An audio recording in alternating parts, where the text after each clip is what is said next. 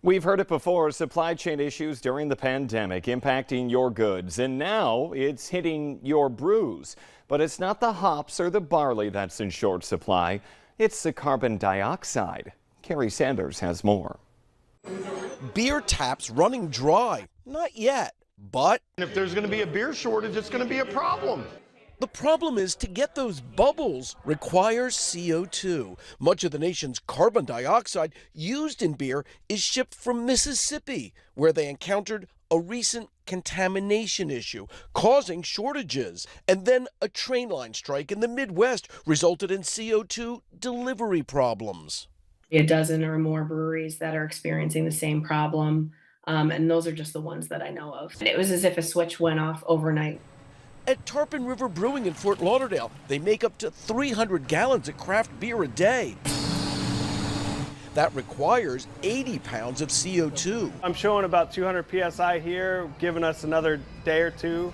If we don't receive shipment by Thursday, we're out of luck. The growing worry, this burp in the CO2 supply chain could slow the flow. Just checking in and seeing how the supply of CO2 is looking. It's why they're on the phone here twice a day to check on deliveries. Yes, we definitely got you covered for the CO2.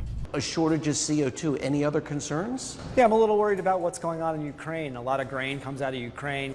Carbon dioxide is used in beer, but also in water treatment plants, at commercial swimming pools, in soda pop, even by welders. It's mostly a byproduct from the manufacture of ethanol and oil. So without CO2, what is this? Flat beer. And we don't like that in America. We do not like that in America. Definitely not an American taste. It's something more akin to what you'd find in Europe. If they don't get the carbon dioxide soon, brewers will be over a barrel.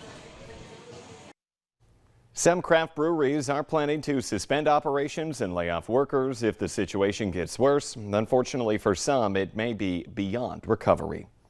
Still ahead here at noon.